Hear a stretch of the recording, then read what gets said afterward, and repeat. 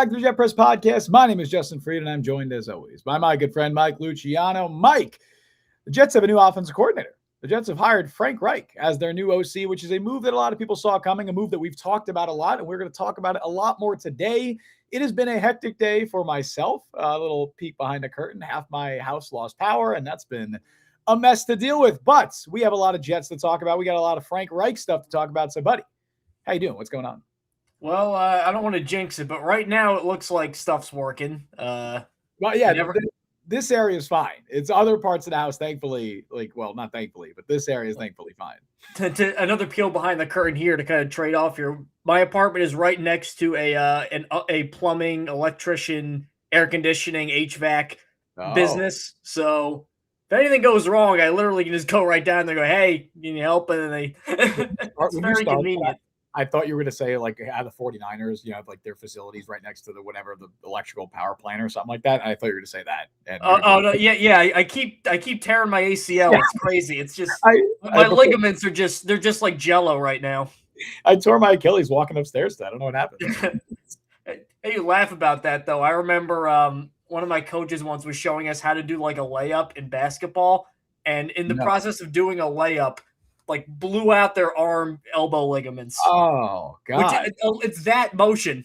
Like that's all it was. I don't think I've seen somebody like suffer a really serious. Well, that's a lie. I haven't seen it like close up, but I've seen people like tear their ACL from afar. It's not pretty. No. So let's talk about Frank Reich. You know where to find us: Apple, Google, Spotify, Overcast, wherever you get your podcasts. We are there, and on YouTube. We've gotten a lot of new subscribers lately. Welcome if you are one of them. Like the stream to support the show. That will help. Subscribe. That really helps. It puts us up those handy-dandy algorithm things. And YouTube's doing some weird things with the algorithms, but as far as I can tell, liking and subscribing, that is the best way to pump us up there. We'll transition into Frank Reich with a couple comments. Veteran Jets fan likes the hire. This is the best Glenn can do. And sure. Zachary Berner, a little less positive. It feels like we are buds just to hire. It feels like he basically just hired his buddy. I don't know, a guy who was about to retire is the best to be our OC, but seeing that this is Glenn's last year, in your eyes possibly, then this we'll see. It does seem to be the prevailing sentiment, which is very, it's like the Connor Hughes tweet about Matt Nagy, where it's like, oh, don't worry, Giants fans. If Matt Nagy sucks, they'll just fire him. Like the funny part is Aaron Glenn has shown he will fire coaches if they're not good, but John Harbaugh gave Greg Roman and Zach Orr all these years. The prevailing veteran Jets fan, probably the most established OC the Jets have hired since Chan Gailey. Yeah, let's talk Frank Reich because there have been 4 offensive coordinators hired in the last 24 hours, around about. You can make a case the Jets probably got the best of the 4. It's basically who do you like better, him or Matt Nagy? Reich is not going to be this young innovator. He's not going to be this oracle of offensive knowledge, but what he is super consistent. A guy who's been around the block, picked up a bunch of different stuff from all the different spots he's been up coaching, and he's quarterback focused. Former quarterback, passing game guy, pretty much except in Carolina when there were 10 other things going wrong at the same time in Carolina. Everywhere he's gone, he's had a good passing game. The only time he didn't was when he got fired in Indy, and that was like 40-year-old, I'm about to retire Matt Ryan. That was the only time. Every other year in Indy, with Nick Sirianni, who's kind of his star pupil here, he's had a pretty good passing game. We've talked about Reich over the last couple of weeks. We both kind of agree with veteran Jets fans saying, given the circumstance of what they have, what Aaron Glenn's hot seat looks like, this is kind of the best they can do. And you got to applaud them for doing the best they could do. What would really take this hire from check to check plus, if you look at the 5 other guys they interviewed, we didn't get to talk about them, but it looked like this was Reich's job for a long time. Lunda Wells, Ronald Curry, Greg Roman, and Darrell Bevell. Mm-hmm. I think at some point you need to bring in probably 2 of that group, because I think it seems likely that one of either Greg Roman or Darrell Bevell is going to be on the staff in some form or fashion. Maybe it's a senior offensive assistant. I know they have a running back coach right now, so that might not be great for Roman. Maybe Bevell comes on as the quarterback coach. In terms of experience, I know people don't like Charles London. That's a guy with a lot more experience as a quarterback coach in the NFL. I mean, over a decade as an OC, for crying out loud there, in Darrell Bevell. If you could get Reich, one of these guys, and maybe even like a Ronald Curry in like another assistant coach role, because I think Ronald Curry's a very underutilized and underappreciated coaching asset with what he did in New Orleans and Buffalo. Mm-hmm. This staff, the process may have been really wonky, but man, they may have just stumbled ass backwards into a better situation than they might have had if they kept Tanner Engstrand.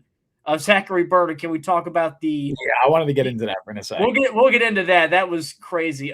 Before Justin goes off on his rant, Chu, hopefully he's a better OC than a head coach.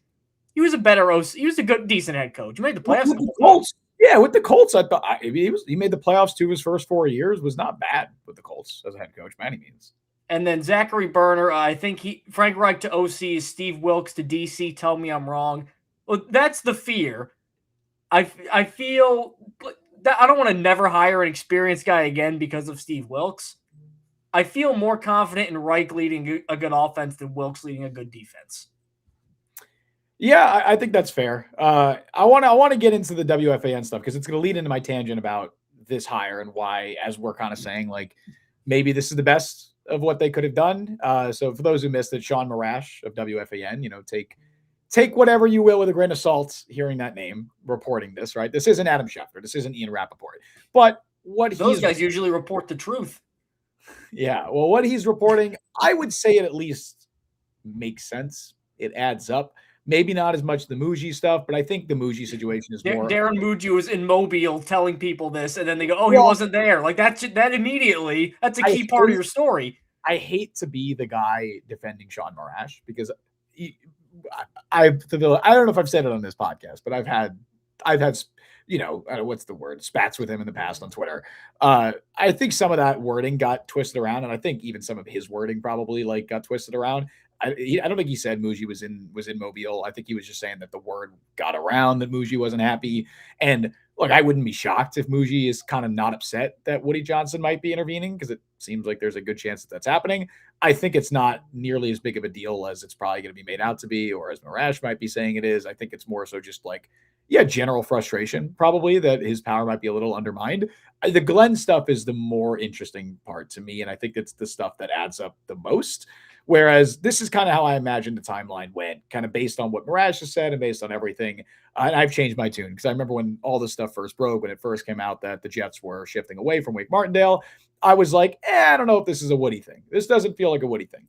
Then the reporting afterwards was less so that the meeting between Glenn and Martindale went poorly, because that's not what happened.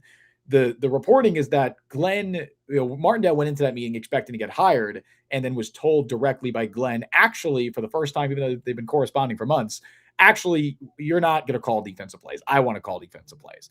That, to me, that screams Woody, right? So the timeline here is that the Jets were talking to Wake Martindale, and by the Jets, I mean mostly Aaron Glenn, talking to him for a couple of months about bringing him in as the DC after they fired Steve Wilks. And everything seemed like that was going to happen. They were likely going to keep the majority of their offensive staff. They were going to keep Tanner Engstrand in his current role. It seems like Aaron Glenn told a vast majority of the staff members, maybe not like Eric Washington or Aaron Curry, but a lot of the guys on offense, I would say specifically Scott Turner, was likely told that he was staying, given his reaction after the fact and what he said about the Jets after leaving.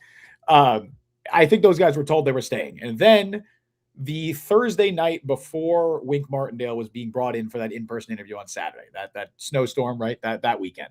Thursday night, Aaron Glenn informs a number of members of the Jet staff, Charles London, Scott Turner, defensive guys, right? Dre Bly, whoever. All those guys actually were going to be firing you. And Tanner Engstrand catches wind that his role might be changing. Over the next couple of days, the Jets have conversations with Engstrand and ultimately agree to part ways. And that's because all of those firings happen because Aaron Glenn, read possibly Woody Johnson, decided that he wanted to call defensive plays. And how my guess is and how this went, and I believe Rich Cimini also said this, that he believes this is what happened. He didn't report it, but he said this is what I think happened, is that Woody Johnson kind of looked at it as, I'm paying Aaron Glenn $12 million a year to do what? Right? I'm paying him to be the CEO, head coach, and to be the guy to fix the defense. Well, certainly didn't do a good job of either of those things last year. One would think that given the state of the defense and given the state of the organization, Glenn would want to be the guy that calls plays and make sure he gets that side of the ball right. So I think Woody didn't want to blow the entire coaching budget on a veteran, experienced defensive coach, which would be Wink Martindale. So that shifted. And once that shift happened and they decided, they meaning possibly Woody, possibly Aaron Glenn, whoever, decided that they wanted a head coach of the offense, that's when Frank Reich made sense. So all of that, covering all of that to say that I think for the role that the Jets are looking for, which is not necessarily offensive coordinator. Yes, that's his title. And yes, he'll be calling offensive plays, but they're looking for something a bit more specific than that. They want a head coach of the offense. And I think given that's what they're looking for, I don't think you're going to do much better than Frank Reich on the open market. I like Tanner Engstrom, and in a perfect world, I not even in a perfect world, just in our current world, I would have probably just kept him and brought on some veteran assistant, whether that, probably wouldn't have been Reich, but maybe it's a Darrell Bevel or maybe it's a Greg Roman or whoever to help him out, right? That probably would have been my preferred route. But I don't mind in a vacuum here going after Frank Reich and saying he's the leader of the offense. He's the guy that's controlling that side of the ball, and Aaron Glenn's going to focus on defense and call plays there. I think that overall coaching setup, not to advocate for Woody Johnson meddling, but I think that overall coaching setup is probably a better outcome, in my opinion, than what Aaron Glenn probably wanted, which was Wink Martindale calling plays, Aaron Glenn kind of hands-off approach of everything still, and Tanner Engstrom remaining on a staff. I think what we're going to ultimately get is better than that, and I'm okay with the rank higher, especially, Mike, as you mentioned, as we see what this offensive staff looks like. If they're able to bring on one or two of Bevel and Roman, I don't think Curry or Wells would join the staff. I think Curry might either stay in Buffalo or go somewhere else. They didn't bring either of those guys in for second interviews. That's usually a telling sign to me, but I think the Jets want one of, if not both, of Bevel or Roman. Question is going to be, can they get it done? Both of them are essentially unemployed, although Bevel, weirdly enough, now might have a job again because he was quarterback's coach in Miami last year. Then they hired Nate Hackett to replace him. We'll get to that later. We'll get to Nate Hackett, and now Nathaniel Hackett is going to be. Well, he's not going to go back to Miami, but you would assume not. But I'm just saying that opportunity is technically there, and it wasn't before. But I'll be interested if they're able to say they get both Bevel and Roman, which that's a lot of money, and I don't think Woody's going to. I don't know if Woody would pay that much to get three experienced, likely expensive veteran offensive coaches. But if that's your offensive staff, if it's Reich and then Bevel as your passing game coordinator, maybe quarterback's coach, and Roman as your running game coordinator, senior assistant, whatever, that's pretty good. Like that's like you said, the best of what the Jets could probably do in this situation. Let's go with veteran Jets fan. Reich had a rookie quarterback in Carolina with underwhelming talent. Indy's quarterback situation was a mess. It wasn't a mess. It was just they were swapping guys in it. Like they weren't a mess production-wise because Reich, again, identified up until the last year, like good replacements. Like Rivers was good and Brissett and all these guys. We'll talk about Brissett a little bit later. Like, yeah. I get that the Wilkes fear is, scaring guys away from it, but also the Jets have hired every sort of coach ever, and it's failed to some degree. So you could go back to anybody and go, well, this guy's just like when we hired this guy, and that didn't work. Yes. Any young offensive coach could be, well, this feels like Mike LaFleur. Any young defensive coach can be, well, this feels like Robert Saleh. Like there's a parallel for everything. That's Arizona Cardinals head coach Mike LaFleur to you. All right. And again, the Jets don't matter on your resume. You can be as bad as you want and keep getting jobs, promotions even. I want to get to this comment from Zachary Burness. So doesn't a guy who was about to retire worry you? And yes. He is 64, Frank Reich. And the answer is yes, Zachary. Like, once again, I think we're grading on a curve here. And I'm trying to acknowledge that the Jets were not going to be able to get any of the top offense coordinator candidates, right? And they're also not looking for a young hotshot offensive assistant because that's not the coach they were looking for, right? Maybe you disagree with that approach, but they wanted a head coach of the offense. So that limits you to guys who likely have had head coach experience, which Bevel has as an interim and Reich has. Roman has not, but Roman's been around the NFL forever and has been an offensive coordinator at this level for 15 years, roughly, like combined years. So he's been around. So you're looking for guys like that can also command a locker room, command a room. And I think Frank Reich does that. Frank Reich is a well-respected and well-admired coach around the NFL. Yes, I am worried. In fact, I would say major red flags that he has not coached in the NFL in a few years. The last time we saw him coaching at the NFL level, he was leading the 1-10 Carolina Panthers, and he became the only, to my knowledge, I believe the only head coach in NFL history to be fired mid-season in consecutive seasons. That's never happened before. I believe he's the only one that's ever happened to.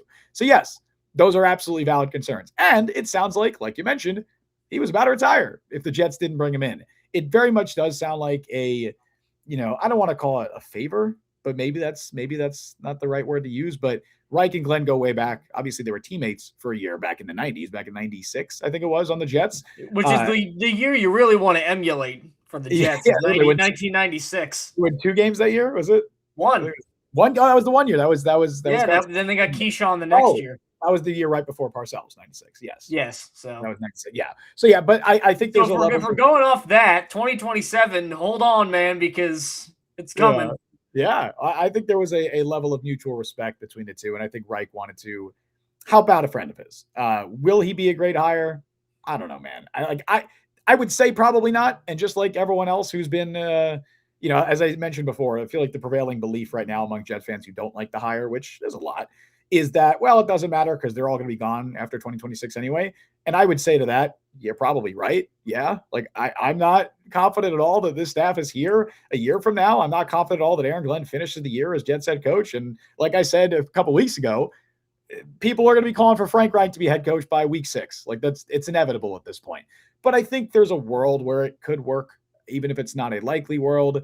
Ultimately, they're going to need to find an answer at quarterback, and that's what's going to make or break this entire regime. That's what's going to make or break the Frank Reich hire. If they have a competent quarterback and they can win some games this year, it'll look a lot better. But if not, everyone's going to fail. Chat is a poppin'. Let's start with Chew. Maybe Reich likes Drew Aller. We'll get to that. We'll talk about quarterback targets for Aller because social media has turned on a dime with Drew Aller from what I've seen. It's very mixed reactions, I would say. Veteran Jets fan with some intel. Sounds like based on what Boomer said on the radio this morning, a Reich, Roman, Bevel team is likely not happening. He wants to bring in his guys, people he has worked with and that have worked under him, which it looked like he always had a pretty okay staff in Indianapolis. I mean, not to bring up Kevin Patullo, but guys like Deuce Staley, Kevin Mawai all worked under Reich. Nick Sirianni, obviously, was his best guy. Patullo? Oh, no. Patullo, QB coach, whatever, right? Like, he was QB coach for the Jets with Fitzpatrick. Yeah. So he did pretty good there. I would say that, I think that I didn't hear what Boomer had to say about that, but I mean, I've been under the belief the last couple of days that was more of a pipe dream of getting all 3 of them, right? Of all of Reich, Roman, and Bevel. Like I said, I think that's just too much money. I don't think Woody would pay that much for a coaching staff that I would argue he probably doesn't currently fully believe in, especially given that he probably had some say in some coaching decisions that he forced this coaching staff to make. As an Austrian Jet fan with 20 membership. I can't even put the thing on screen because there's so many membership messages. There we go. Austrian Jet fan. Austrian Jet fan. We're running out of things to say, man. You're funding. We are. You are beyond the man at this point. How do you say thank you in German? I don't know. I was. Dankeschön. Oh, I do that. Dankeschön. I lived in Germany. This guy lived there for multiple years and didn't know the phrase everybody knows. I knew that. I did know that. No, you didn't. In my head, I was about to say in Austrian. And I'm like, they don't speak Austrian. It's no Austrian. You didn't even know the language. I did. That's why I corrected myself. But that's why I'm trying to explain to you how my brain processed that. But yes, in Dankeschön. All right. Dankeschön, Austrian Jet fan. You're the man. Thank you so much, man. Jason Candle, who runs our Falcon site, Blogging Dirty, says Kevin Patullo to New York, please. Welcome, Jason. Jason also wrote for a bit on the Jet Press. Yes, he did. Yes, so Jet Press alum there. Yeah. Man, I'm sorry. I'm flustered by Austrian Jet fan. That was amazing. So I'll get you back on with. He said "Mooge up," and there it is. Dankeschön. There it is. He did, and Zachary Berner. We need to hire an up and coming offensive guy. See, that's the thing. Like, I don't think they didn't want. You had one. They didn't want one. They had one. They didn't want one. Yeah, they didn't want that route. Like, once Aaron Glenn decided that he was going to be the defensive guy, they wanted somebody to be the offensive guy, and because of that, they wanted an experienced guy to do that. I think Aaron Glenn liked Tanner Engstrand, and he kept saying demote. I don't think he wanted to fire him. I don't know how much of it was up to Glenn, but my guess, just my read on the situation, is that if Glenn had his say, Tanner Engstrand would still be the offensive coordinator of Jets right now. I think Woody came in and kind of smelled blood in the water and was like, look, man, we're going to use our coaching budget on offensive guys. You want to bring in a veteran dude? Let's bring in a veteran guy on offense. You handle the defense. And because of that, Engstrand, unfortunately, is out of a job. He'll be fine. Well, he's now got another job in Atlanta. But they had their demotion, by the way. I thought he Yeah, I thought he might get an OC look, but nope. Not yet. So he'll get one in another year or two. A couple years he'll be an OC again. You look, Jets fans, you want your young offensive mind, wait till 2027. You're probably going to get one then when they get a new coaching staff. Let's go talk about quarterbacks. Because a lot of guys in chat, veteran Jet fan among them, have been asking about quarterbacks specifically that Frank Reich can target. And this is not going to be the be-all and end-all of Frank Reich's offensive philosophy.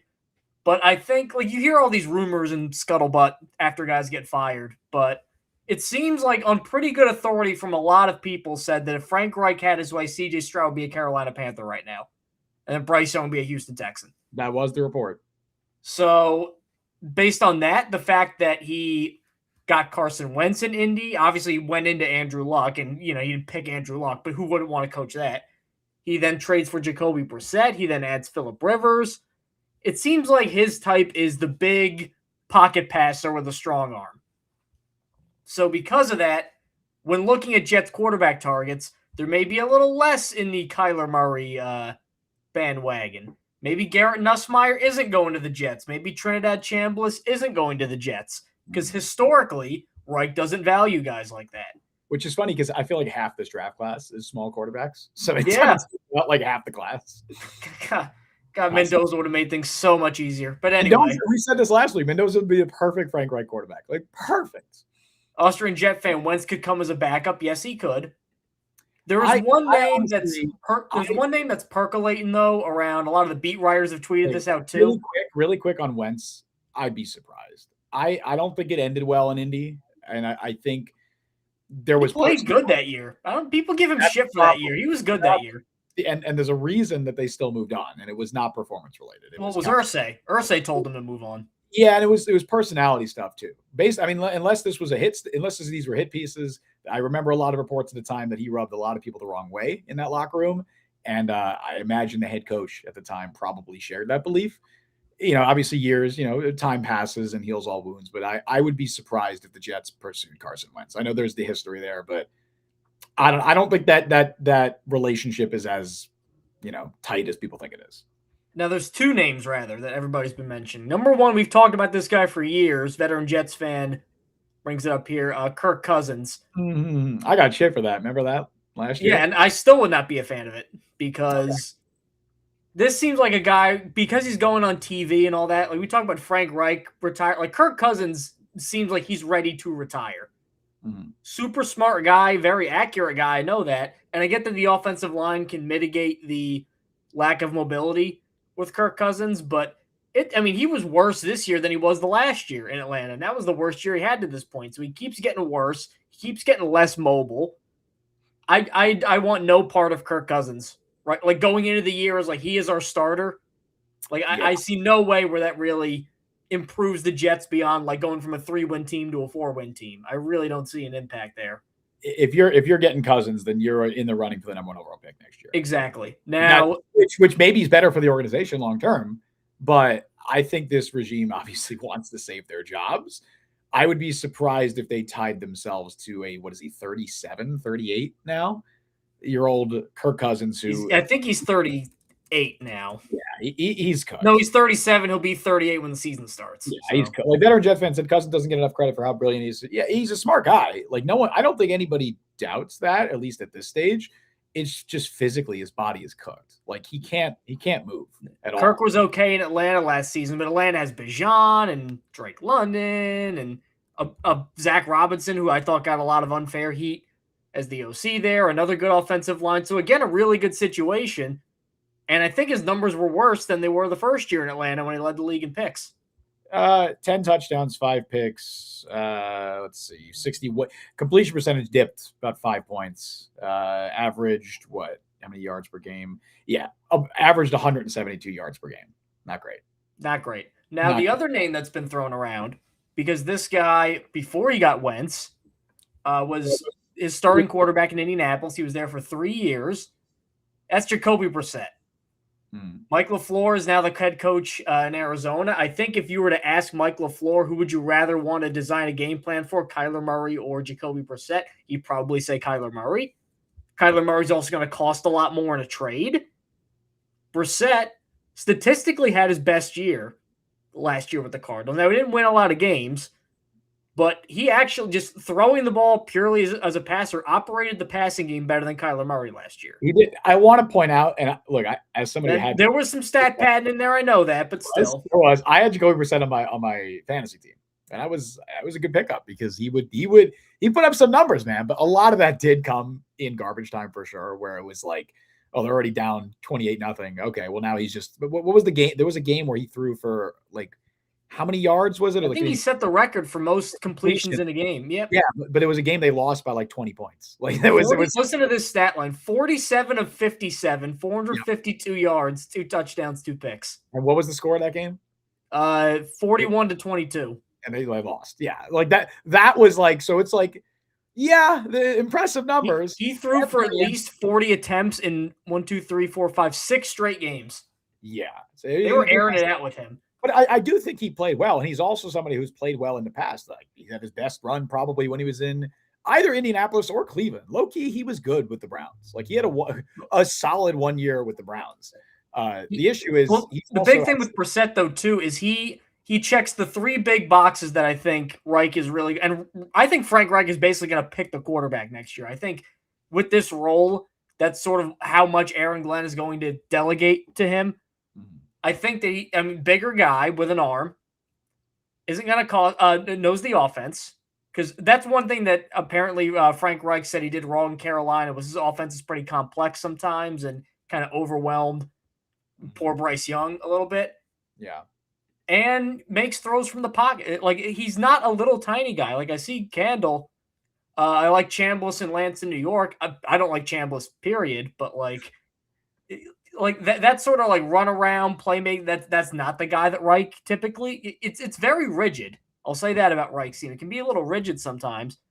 But going off how successful he was in Indianapolis, maybe they need some rigidity in this offense right now. The other guy that I've pushed for him a couple times is like a Geno Smith, because I just think going from that Raiders offensive line to this Jets offensive line, and again, bigger, more experienced guy, I think that makes sense too. But I think Brissett is more likely to be a Jet next year than Kyler Murray, because he'll go and help Reich install things. You won't have to take him a long time to get him up to speed. Off a good year last year, the lowest interception rate in NFL history. Only one. Yeah, because so avoids turnovers, which is an Aaron Glenn thing too. That was his big thing. Avoid turnovers. Again, it's not the most high ceiling option. I don't want to get too excited of, oh man, we're going to trade for Jacoby Brissett next year. But there are a lot of signs pointing to Brissett possibly rejoining with Frank Reich. And I think it would definitely be an improvement over last year, which is not hard to do, but that's all you can ask of a coaching staff is to improve year over year. How many games do you think the Jets win last year if Jacoby Brissett is their starting quarterback for all 17 games? Probably 6. Yeah. Denver, Carolina, basically any quarterback in the league, they win Denver, Carolina. Even assuming they're tanking that final month, like they still win at least a couple more games with Brissett as their quarterback over Fields. And I know that's a low bar because Fields gave them some of the worst quarterback play the Jets have received in years. And that is saying a lot given the quarterbacks that we have seen step on the field for the Jets. It is a fun fact. Jacoby Brissett's last year with the Cardinals would be what, the 5th best Jets quarterback season ever? I don't know about ever. He did go one in the last 20 years. It would be similar to what the Jets got from Josh McCown is where I'd put it. I think it's pretty similar year to that. But Jacoby's or even the Rodgers year, possibly. Maybe Brissett's numbers look better. I feel like than they actually like. Again, he went 1-11, and I know that's wins aren't a QB stat, but when you look at the context behind how, like, I would love to see a breakdown of how many of those stats, like how much of his like production came in the second half of games when the Cardinals were already losing by a lot. But no, I'm with you. Like I like Jacoby Brissett as an option for the Jets, and I think he's probably one of the better options they're going to get. I'm interested to see what Arizona does. Obviously, we don't have any idea because they just hired a new coach in Mike LaFleur, and now they got a new OC and they'd hack it. And I'm very curious to see what they do with their entire quarterback room. I think it was better. Jeff Van mentioned earlier that he thinks they might just wipe out. Yeah, he said Mike LaFleur is likely to clear out that Arizona QB room. I'm not so sure about that. I'm very curious to see if they keep one of them, because if you asked me a month ago, even like 3 weeks ago, I would have probably said that I think Arizona probably keeps Brissett and then moves on from Kyler. I think Kyler's probably gone. it seems like it's time to cut bait there, even if you probably want to build around him more than Brissett. I think they like Brissett, and I don't think they're just going to give him away for nothing. But I do believe that it would be cheaper to trade for Jacoby Brissett than it would a Mac Jones. So I think the Niners really don't want to get rid of Mac Jones. I think they're going to drive a hard bargain with his market. Really quick, some stats for you, just really quick. When leading or tied, he only has 127 attempts last year when leading or tied. That's crazy. But 7 touchdowns, 2 interceptions, and about 67% completion percentage. All right, that's good. His passer rating is actually slightly better than when he was trailing, which was when he threw 16 touchdowns, which was most of the time. If the Jets get Jacoby Brissett, Mason Taylor stock up. The way they used Trey McBride was just like getting hell. Adonai Mitchell stock up. Look what happened with Michael Wilson that last year. McBride got what, 12 targets a game? Like with Jacoby Brissett, maybe even more. I mean, he set the record for catches by a tight end. Now, part of that too is Drew Petzing. He's with the Lions now, but still, yeah. With Jacoby Brissett in the starting lineup, he had, oh my goodness. Oh no! The least amount of targets he had in a game last year was 7. He had between 7 and 13 targets in every game. Insane, ridiculous. That'd be good for me. And you know what? Historically, I think Reich's been pretty okay for tight ends. Not as much as Doug Peterson after him. He was like all tight ends. I feel like the Colts have always had a bunch of tight ends. Like since Dallas Clark, I feel like their entire tight end room is always like they got like 3 guys that they throw out there, whether it's Kylan Granson or Mo Alley, Jack Doyle. There's Nick O'Leary. Was he with the Colts too? I think maybe Eric Ebron. Yep. Which, by the way, Mo Alley Cox, free agent this offseason. He's been in Indianapolis for 9 years now, something like that, something insane like that. Maybe they look to bring him in. I don't know. We'll talk about free agent targets probably in a moment. But if you were to make a list, let's do like a top 3 right now. Not of who you want necessarily, but who you think. Like if you had to bet, it's one of these 3 guys. In terms of veteran options? Anybody. Week 1 quarterback for the Jets in 2026. Week 1, okay. Because what I think the Jets are going to do is I think they're going to get a veteran and I think they're going to draft someone. But I don't think that draft guy is going to be starting week 1. So this would be a better question. I think week 1, if I had to rank, it would probably be, honestly, Brissett 1. It would probably be Geno 2. And then I still think 3rd is Kyler just because he's the value swing. But I think Brissett's more likely right now. Goodness, I don't know, man. There's not a lot. I put Kyler over Cousins. There's just not much to go off of. Like, I can give you what I think my preference is. Like, I think if the Jets are trying to win games this year, I still think the preference is Kyler Murray. I still think he's your best option. Now, maybe bad fit schematically, maybe bad fit personality-wise. I get it. I understand. I still think he's a better quarterback than anybody else in the market. I think if they're trying to win games, that should be their goal. If not him, I do think Brissett makes a lot of sense, especially now because of the Frank Reich ties. Steve Bolzen, really quick, a member says Willis, Brissett, Kyler in that order. I don't think Malik Willis is on the Jets' radar right now. I don't think that if they're trying to save their jobs, I don't think they go after Malik Willis. Malik Willis is like a swing for the fences. I think he makes a lot more sense, obviously, in Miami. I think low-key Arizona could make sense if they move on for both Kyler and. It would make sense if the Jets didn't just do this exact same thing with Justin Fields.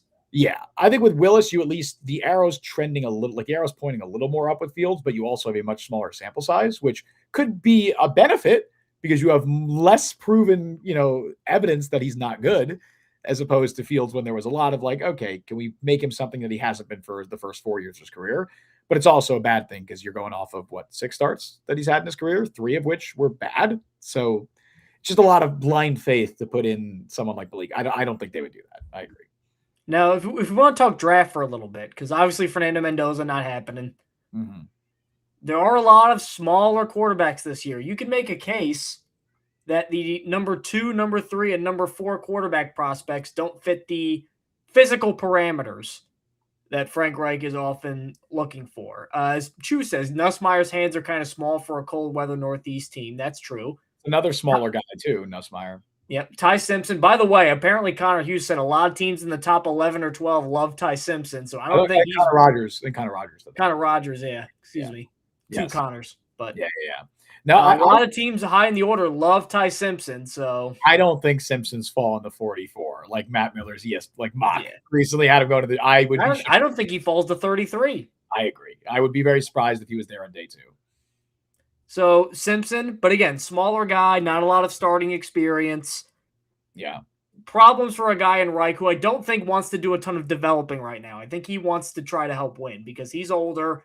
Aaron Glenn's on a short leash. There's going to be less. There's a lot of developmental energy that would need to go into Ty Simpson. I think this might make that pick a little less likely.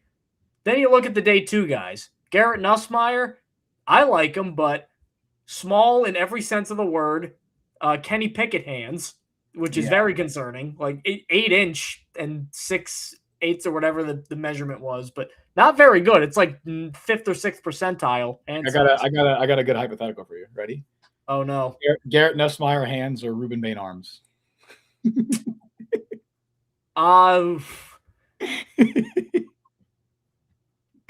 Just the We're both. Because the only guy that had hands that small that's been that great, I think, is Burrow lately. Yeah. And he's just like a supercomputer brain. Mm-hmm. Now, Nussmeier, very smart guy too, but I'd probably say Bain. Yeah. Probably take Bain. Yes. Especially because how important everything is for quarterback. It was a silly question. I wasn't looking for a straight. Well, you asked me a question. That's my answer. I'm happy you gave me a serious answer. I wasn't expecting it, but I appreciate it.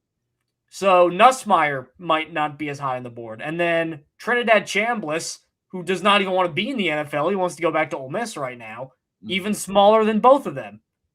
And he's a run around, make plays. And that offense going from Ole Miss to Frank Reich's offense is going to be a lot mentally. Mm-hmm. Carson Beck, turnover prone, which Frank Reich is typically not prioritized. I'm like fully out on Beck. Out on him fully. I don't want the Jets to draft Carson Beck.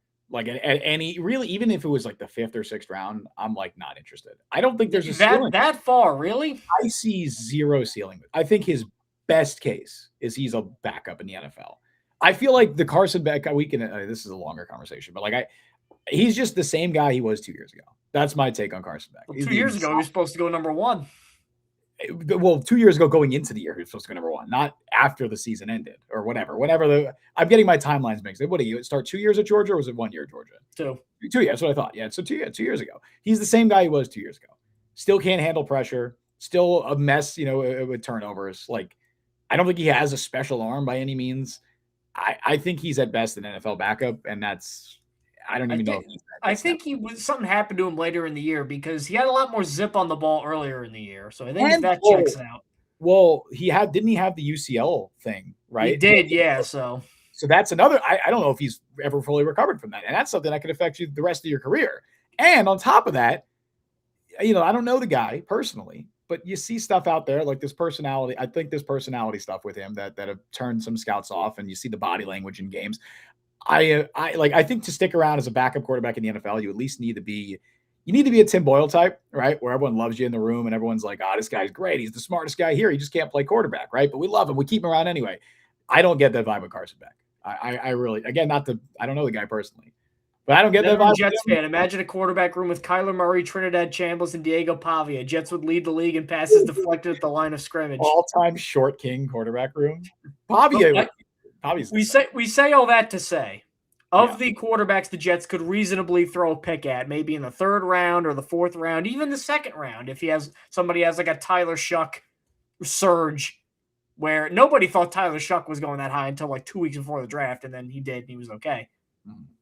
Of the guys out there, Drew Aller makes the most sense. He does. He does. He's the bet on physical tools guy of this draft. Because Mendoza's like a finished product. You don't need to like bet on the trades with him. The bet on the tools guy this year was Aller.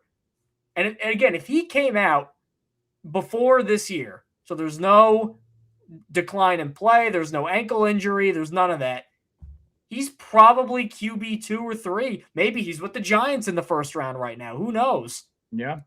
But that's the kind of prospect he was thought of to be. Now, he needs a lot of work mechanically. A ton of work. His footwork's a mess. He he has touch, but doesn't really know when to apply it all the time. So there's a lot of fastballs that don't need to be fastballs. But of the developmental day 2 quarterback guys, if they take one, I think this guy makes the most sense for Reich because he fits an archetype. He's got the best arm. And I think Frank Reich's like, look, I can work with a guy mechanically because I think I know more about quarterback mechanics as a guy who played the position for over 10 years and an OC and a coach and this and that. Probably know more than some of the guys James Franklin was fooling around with at Penn State. So if I just do that, then we get, I don't know, Brissett and Drew Aller, and that's your quarterback room. Good guy to learn from. That's your quarterback room for the year. I'd be curious if they were willing to trust Aller as QB2. I don't know if they were. I think Aller is so far away at this point right now, and that's fine. Like, I have no issue. Like, I agree with you that I think he's the one that makes the most sense for Frank Reich, and he fits that mold. We mentioned him, I think, last week on the show too. It's just, man, he's a major project, and I'm willing to say I don't know if he's like I have a feeling he's never going to be good at the NFL level. I would be surprised if he was, but I don't mind taking the mid-round swing, 4th, 5th round pick, because I don't think he's going day 2. I really, maybe in a class. I think he is. Oh, I don't know. Especially if Chambliss goes back, because Nussmeier's going to go get day 2. Just because of the quarterback class being as terrible as it is, maybe. But boy, he's not a day 2 pick. I don't want to use it. I wouldn't want to use an day 2 pick. Like, I'm not using even a 3rd round pick on Aller. Almost. Well, they don't have one anyway, so they'd have to trade down to get one anyway. Yeah, trades can happen, obviously, but I definitely don't want to use a 2nd on Aller. If they use a top 50 pick on Drew Aller, because he's just. Yeah, I wouldn't go that high, but he looks like he's one of those guys that you watch him play and you're like, he's got it all. He's got all the traits, he's got all the talent, but he just can't play the position. Like, he just can't play quarterback. And it's not even I firmly disagree. Oh, I don't know. Oh, man, it's not even like against like the top. You're making him sound like it's an Anthony Richardson thing. Like, it's not anywhere close to that. Look, he wasn't even crazy NBA trade, Mike. Chris Paul just went to the Raptors. How about that? The Nets are involved in some capacity. Yeah, a 2032 2nd round pick. Ochai Agbaji, maybe going on. I don't know. But what was I saying? Oh, but it's not even against like the best team. Dude, he struggled against Villanova. He was bad against Villanova. He had a bad game there. Like, well, everybody at Penn State. And Penn State had a bad year. They did. Everybody did. I'm aware, and you got to take that into account. I mean, you could look at the Clemson prospects and say the same thing too. You could say that about Cade Klubnik. It's like, well, everyone on Clemson sucked this year. People are saying that. That's why Peter Woods and TJ Parker are going to be picked high. I'm aware, but I think you still need to account for this year. And I don't think he was like, obviously, I think if he came out last year, he's probably going to be a top 5 pick, but he still would have been a work in progress. Going back this year kind of exposed a lot of his weaknesses even more. And then you factor in the ankle injury, and we don't know the medicals with that. I don't know. I don't think he's ready to be an NFL QB2. I don't mind taking him as a developmental swing, and it makes a lot of sense for Frank Reich to try and develop him. But I think going into the year with him as QB2, where you're 1% injury away from him taking the field, dude, I don't know. I think that's a recipe for disaster. Well, because here's the thing. Like, you always say, like, there's something missing when you watch him. When the language can't play quarterback. Maybe that's where I'm picking holes in it, but it's a mental thing with him. Like, there's times I'd watch him. I recently watched like some of his game tape back, and I remember there was a couple of plays where it was like, what was the play that it was something that stood out to me? Oh, it was like, which game was this? I think it was Oregon. I think it was the Oregon game, and he had an underneath pass right in front of him, and he's staring the dude in the face. And instead of throwing it to him, guy wide open, nobody is like at least 12 yards of running room behind him, takes a sack. And I'm just like, dude, it's plays like that where I watch him and I'm like, man, I think it was Oregon. But it's plays like that where I watch back and I'm like, man, you put him in an NFL offense with that mentality, like, it's frustrating. He's a very frustrating player to watch. That said, I think the problem was I think he got coached horribly. I think he got coached to be very conservative. It's Justin Herbert syndrome. Yeah, that's the compare. Again, he's not going to be this good, but it reminded me a lot of watching Justin Herbert the last year at Oregon. Yeah, where he didn't do too much, he didn't do damage to his stock because he went 6th overall, but like he was worse than the year before that. Mm-hmm. And I think if you go, like, who do you trust more right now, to Andy Kotelnicki or Frank Reich? Who's a better developer of quarterbacks? I don't even know who the first guy was. Penn State's OC. Yeah, I didn't know who their OC was. Yeah, I would say Frank Reich. I mean, Frank Reich, one of the benefits of getting him, one of like the positives in favor of that, is his history working with quarterbacks and his ability to. I mean, obviously you could point to the stuff with Bryce Young. That didn't go particularly well, but maybe he didn't want him overall. But he obviously got the best out of Carson Wentz that we've seen, and did some stuff with Nick Foles, and made the playoffs with Phillip Rivers when he was 40. Right, and got some good play out of Brissett in Indianapolis as well. So like he's been able Andrew looked through 40 touchdowns in year one with him. And he's a former quarterback himself who's worked around quarterbacks his entire career. So it's he knows the position extremely well. So you're hoping that whoever he picks out as his guy, he has a plan for that guy and he can develop him. But I'm not saying I'm anti-Aller. If I'm taking a stance here, I'm against Aller being QB2 going into the year. I think you need to make 2 additions there if you're drafting Aller as your QB2. I think they may do like a Giants thing where you get 2 veterans. That I'm way more in favor of. And then if Brissett gets benched and then you move Aller in and just move the other guys down to 2 and 3. Look, bring back Tyrod. Like you want to trade for Brissett, bring back Tyrod and have Aller as your QB room. That's fine. That's given where the Jets are at. That's good. That's a good situation, like, relatively speaking here, grading on a curve, given their current situation, that would be a good outcome for the Jets. Let's go get through some comments because we had a ton of them, and I want to go and get. I don't know if people were vibing with my Aller take or not. I didn't see. Veteran Jet fan, I like Nuss and Simpson. Remind me of Chad Pennington as coach's sons, but they have durability issues. Which reminds you of Pennington. Yeah, like they're both just smaller frames, and they both dealt with injuries this year. So understandable.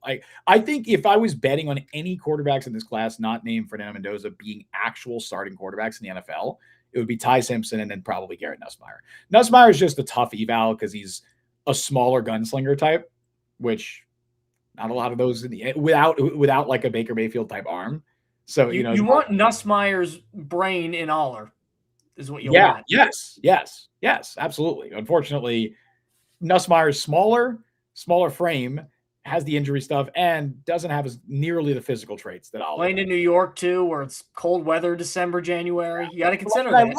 I like Nuss. I just think he's a tough eval. This whole quarterback class is bad. Like it's all relatively speaking here. They're all bad. Simpson, I think, at least has a chance to be a starter. Like even year one, I think he could end up starting at some point. But it's even that. Like if this was a normal quarterback class, we're probably not talking about Ty Simpson as a first-round pick.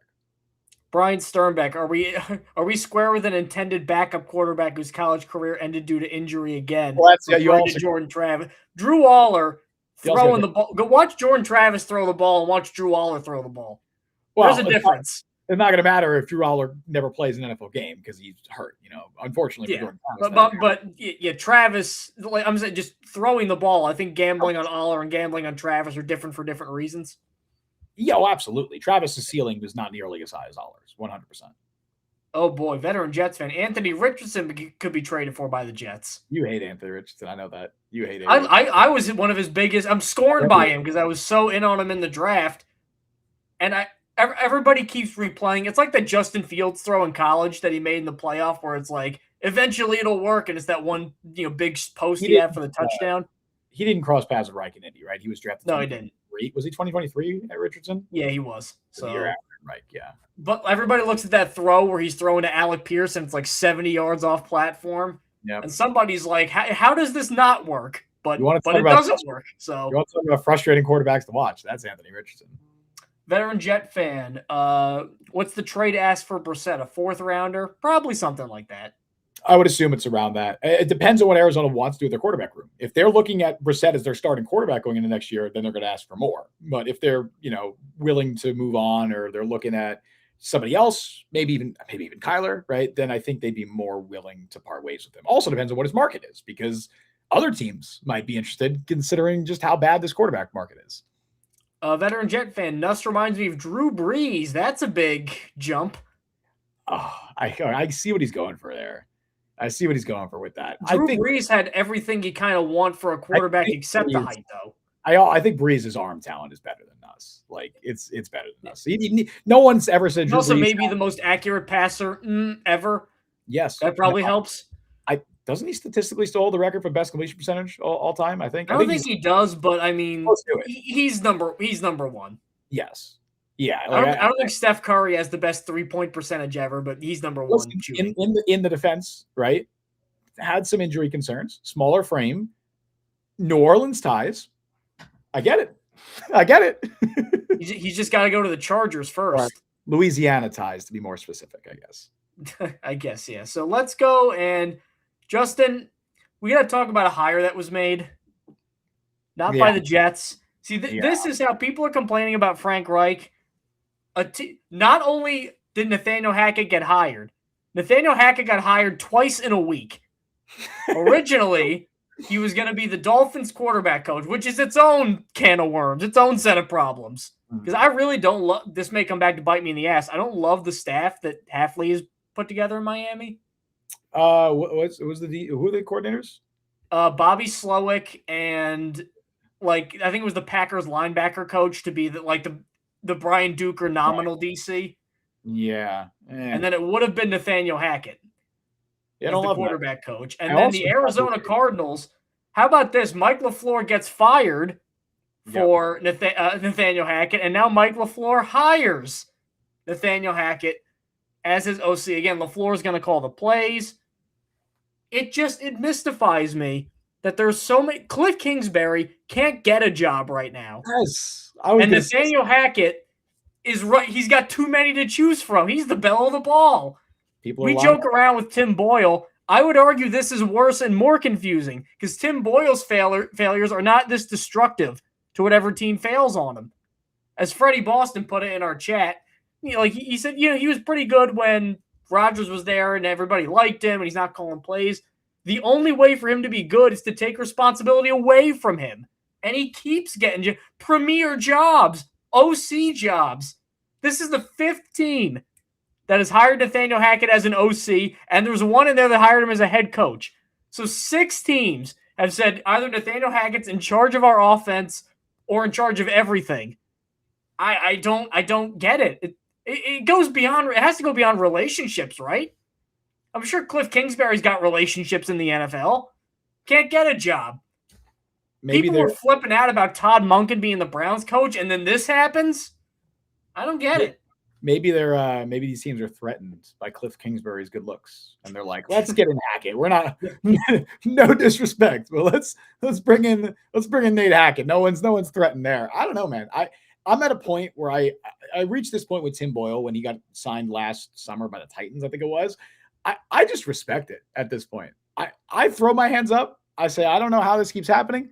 I don't. What is he pointing to? He's an all-time bag finesser, dude. He gets that bag. That's what he does. He's a Hall of Fame finesser. I don't know what he's doing in these interviews. Did Tim Boyle get a call from the Pro Bowl like Fields? Wouldn't surprise me. Him and Brady Cook were next up. If Shador said no, they were getting calls. And to your point, veteran Jet fan, funny that Cliff Kingsbury and Jim Schwartz may end up with no coordinator jobs. But hey, at least we got the Duker. Yeah. The Hackett stuff is just, it's wild, bro. It's wild. Again, I throw my hands up and I say all power to you. Nate Hackett, you are a Hall of Fame level finesser. You keep doing what you're doing. You keep getting jobs. You keep getting money. I'm not going to, as long as you're not employed by the team that I'm covering and the team that I am a fan of, I don't got any issue with it. Go have fun in Arizona. I do have an issue with it. Do you? Well, because think of all the up-and-coming coaches, qualified coaches. Oh, I get it. I get it. But that's not Hackett's fault. He's just getting hired. He's just showing up, and they're like, this guy's funny as hell. He's quoting Austin Powers. We got to get him in the building. We need more of that energy. That's what they're saying. And just show them a Jets game. And they go, well, he's not calling plays. So then what? Then anybody can be the OC. So I can be the OC? Doesn't if he's not calling plays? It does matter. Low-key kind of feels like a beastly power move for LaFleur to be like, okay, this is the guy they brought in to replace me to call plays. Okay, no, I got it. I'm going to hire you. Now that I'm the boss, I'm going to hire you, and you can sit over there. You're not going to call plays. You'll watch me do it, right? Watch how a master does it. You can sit over there. Once again, we said it. I've said it a couple times on the show. He's the little brother playing with the controller that's not plugged into the PlayStation. Like that's what Nate Hackett is. And LaFleur is the nice older brother who's employing him and saying, "Here's your controller, little brother. you can have this. As a first-time head coach, you might not get a second chance. That's what you do. Obviously, that's not what happening. I'm being facetious here, but I know. I just got to read this resume. All right, 2013 to 14 Bills OC. Remember those awesome offenses in the pre-Rex years that they had? Absolutely. Yep. Jaguars quarterback coach, Jaguars OC for 3 years. Remember all those great Blake Bortles offenses? I was gonna say, was that Bortles or was that whoa, I'm blanking on what was his name? Not the guy they had right before him, not Ponder. He was the other guy that was drafted around the same time as Ponder. Blaine Gabbert? Blaine Gabbert, thank you. No, he wasn't there. That was Bortles and Leonard Fournette and Alan Hearns and Allen Robertson and all these guys. There was a year. They made the AFC Championship. A year. And then what happened? Bortles made the AFC Championship game, man. Because it was his doing. He threw like 30-something touchdowns that year. Then the Packers year where he was just digging in his butt the entire year and didn't do anything for the Packers stint. Watching Goldmember on repeat in the locker room. It's the worst of the Austin Powers movies. That's what I don't. It's the worst of the three. Which is the scene with the one where they're trying to turn around the cart and they're like stuck into two walls. Which is that Goldmember? I actually don't know. International Man of Mystery, maybe, I don't know. Those are the two that I know off the top of my head. I don't know. Well, I now I have to look it up because now I'm going to be thinking about it forever. Years since I've seen an Austin Powers movie. Okay, I think it's the first one. Yeah, I think it's the first one. What is that one just called? Just Austin Powers? Austin Powers, International Man of Mystery. Oh, it was in. I was right. Okay, there you go. Yeah. Then Broncos head coach. I would argue, even though he won more games, Hackett was worse with the Broncos than Aaron Glenn was with the Jets in 1 year. Yes. Jets OC. We don't even need to go into how fun that was. You guys remember how fun that was? It was all Packers right. defensive analyst. Not even not even on offense anymore. And then now the Cardinals OC.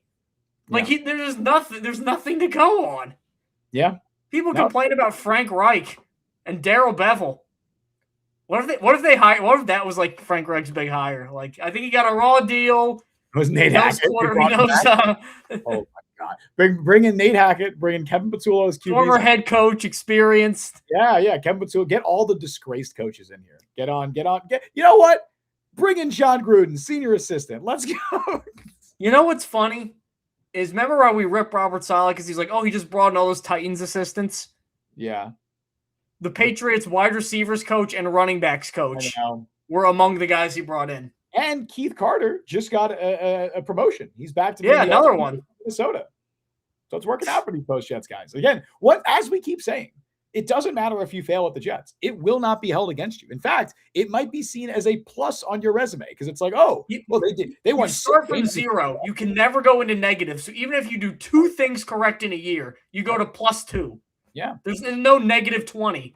And in Robert Saleh's case, him getting fired boosted the resume because it was like, he won how many games with the Jets? Oh, he was doing all right with them. And then he got fired and they were even worse. Oh, yeah, this guy clearly was just the Jets.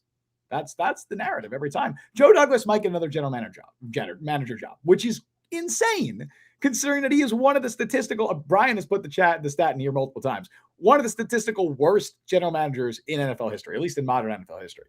So, all right, like the 2022-23 Jets had 2 OCs, one of whom got a promotion, one of whom got a lateral move.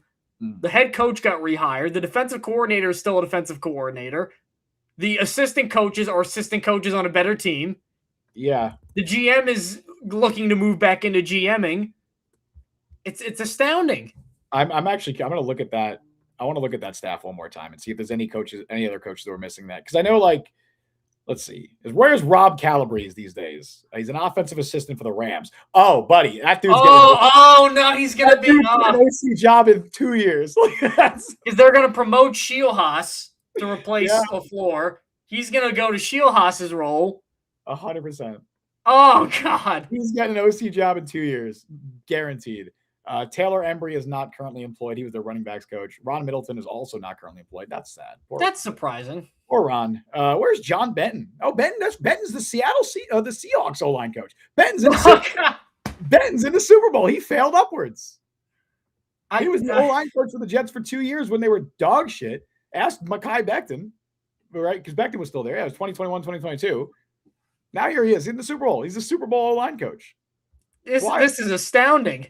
Yeah. Nobody's even I mean, I guess there's some unemployed guys. Taylor Embry. Taylor Embry was the one casualty. He must be really terrible. Yeah, Marquand Manuel went and he landed in Tennessee as their safeties coach.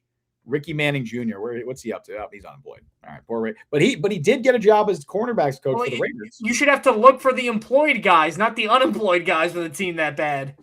Well, let's see. What about 2023? Right? Was that staff? Who else? That was Hackett. That was the first year.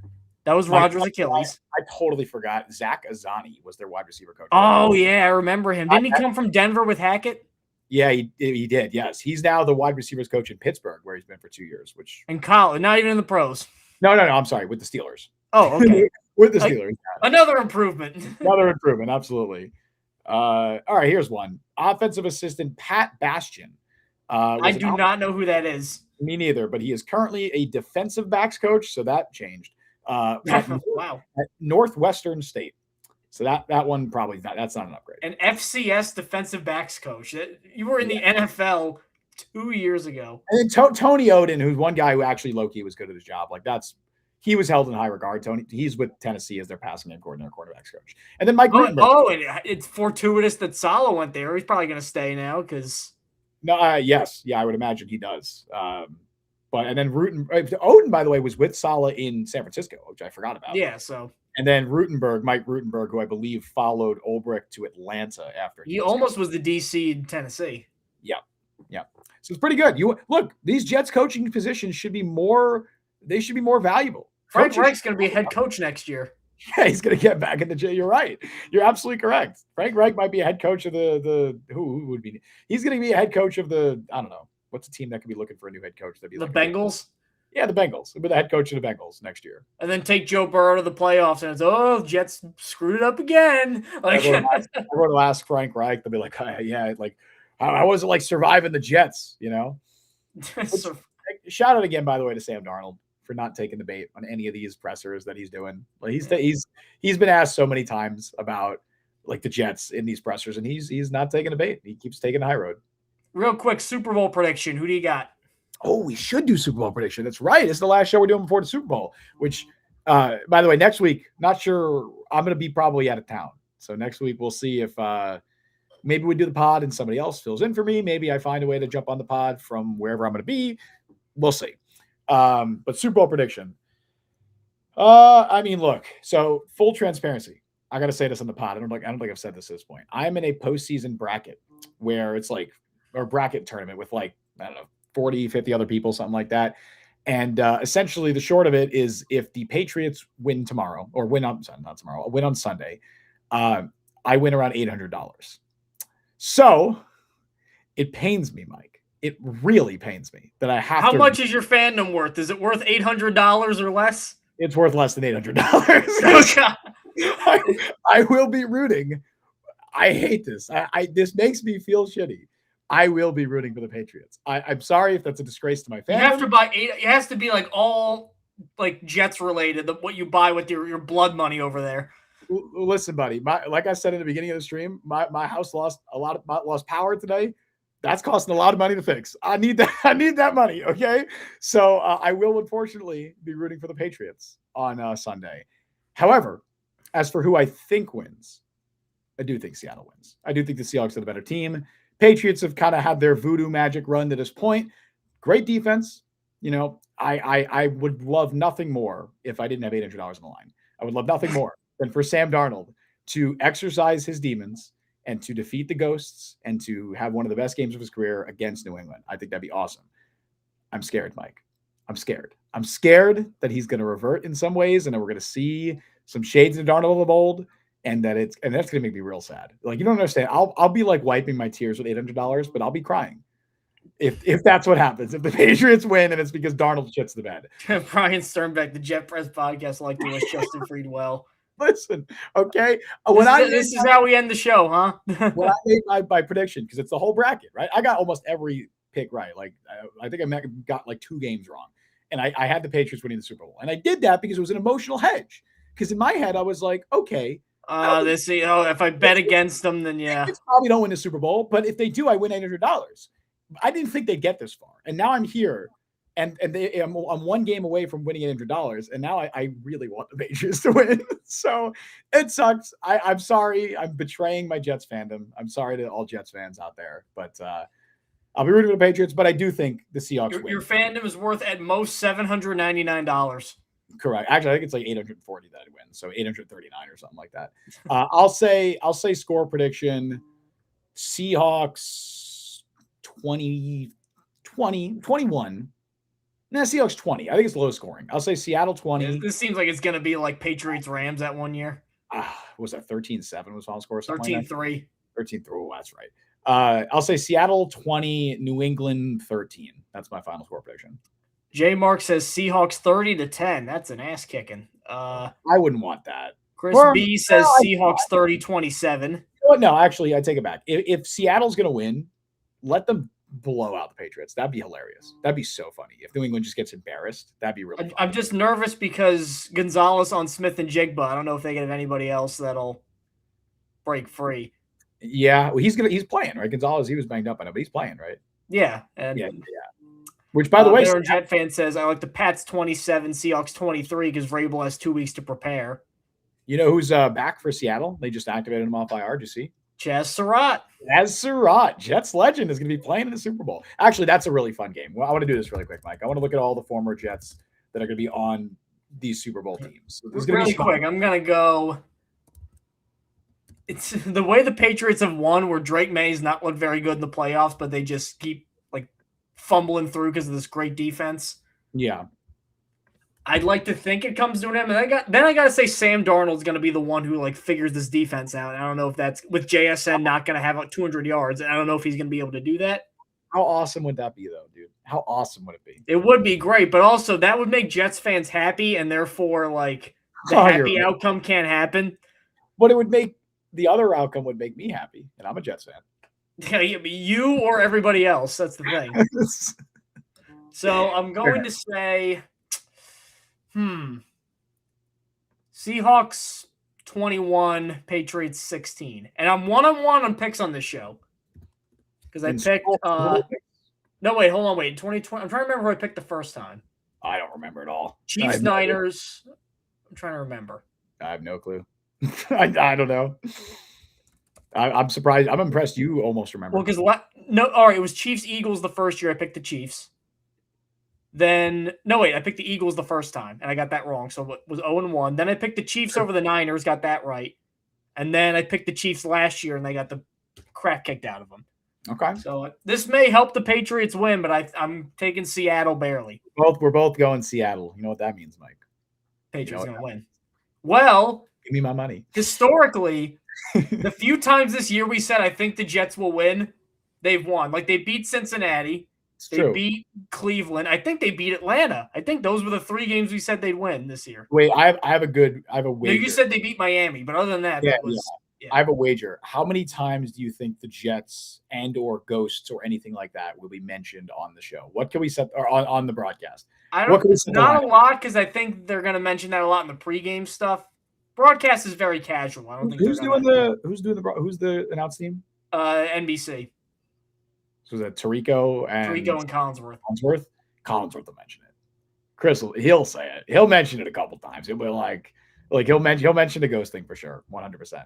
No matter what, there's an Alabama Jets outcome. So yes, I mean, I will say, to give the media some credit here, lately especially, they've kind of shifted a lot of the blame away from the Jets for Darnold. Like they put more of it on Carolina, more of it especially on Minnesota. San Francisco, they don't even really, because San Francisco, he was a backup, and I think people are also like, oh, Shanahan kind of helped him. They fixed him, yeah. All right, they put more of it on Minnesota than the Jets, which I think is fair. So let's look at the former Jets that'll be participating either as players. Marist College alum Jason Myers, I know, on Seattle. Yep. So I'm going to look at the staffs first. So New England staff. We got Todd Downing. We got Tony Dews, who was running backs coach for the Jets last year. Both of them are going to be in the staff. Of course they are.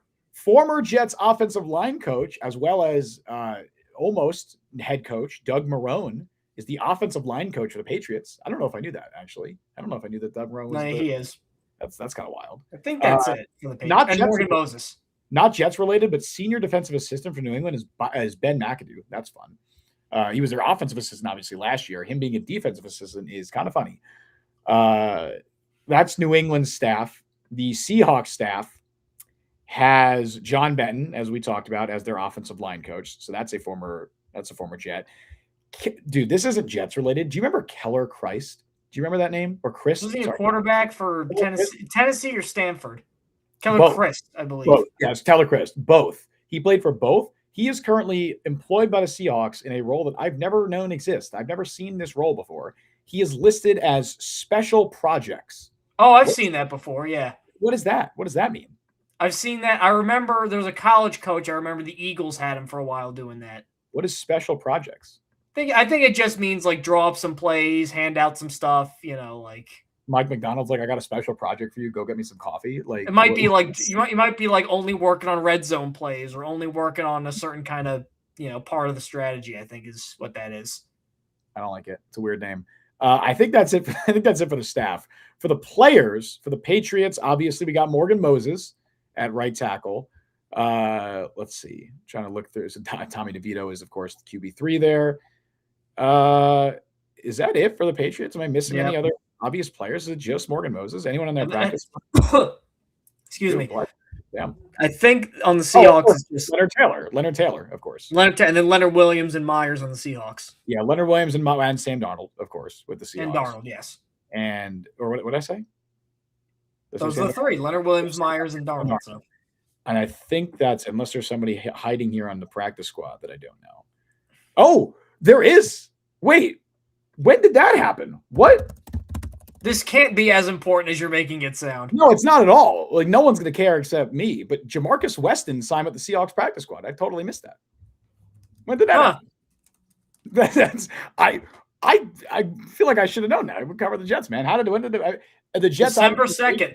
Yeah, I had no idea. I totally didn't know. This is a guy who was probably going to make the 53-man roster for the Jets had he not got hurt. Played a couple of games with the Jets this year.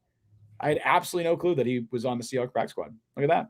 All right, so Jamarcus Weston could win a ring. That's the real story, honestly. The real. Or you could win some blood money. Or I could win some blood money, which can't lie, Mike. Can't lie. Kind of want that to happen. I'll get out of here. But listen, if the Patriots do lose, and especially if they lose in embarrassing fashion, I'll get on here on Wednesday and be like, that was funny. That was good. That was pretty. No, you won't. You're gonna be I lost $800. No, I'll be like that on Sunday. I'll be over it by Wednesday. I'll be over it by then. I don't know. That's like what? Like 3 months of our salary? I don't know. Like, okay, we don't get paid that. Put some respect on fan side. Hey, we got paid more than that. Kidding. It's at least 2 months. It's. All right. So thank you for tuning in to the Jet Press podcast. Justin, any final thoughts on Frank Reich or the Super Bowl or what have you?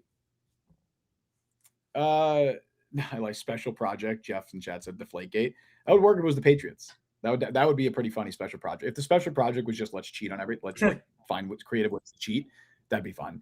No, we said our thoughts on Reich. I think the hire is fine. I think the Jets are in a fine spot, man. I'm very much resigned to the fact that I think everyone's probably going to be fired after 2026, and probably some might be fired mid-2026. But I hope to be proven wrong. I hope that Aaron Glenn is able to succeed. I hope that Frank Reich somehow coaches whatever quarterback the Jets bring in to 8 or 9 wins, and we can actually go into an offseason with 3 first-round picks and a coaching staff that we feel moderately good about.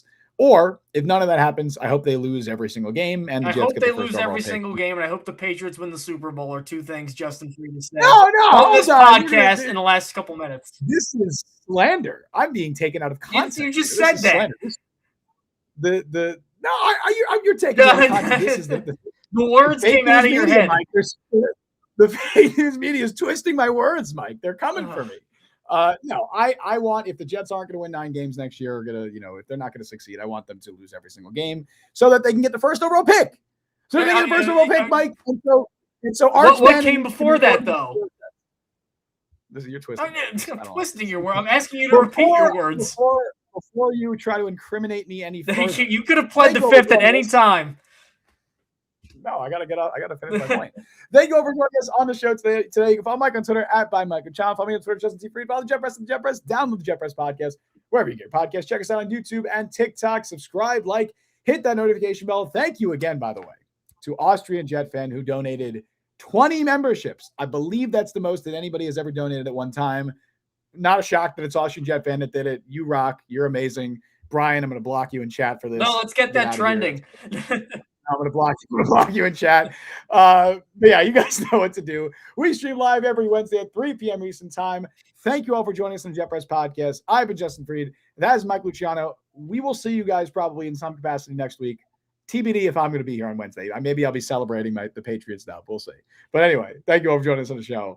Never forget the stuff that was uttered in the last 10 minutes of this show.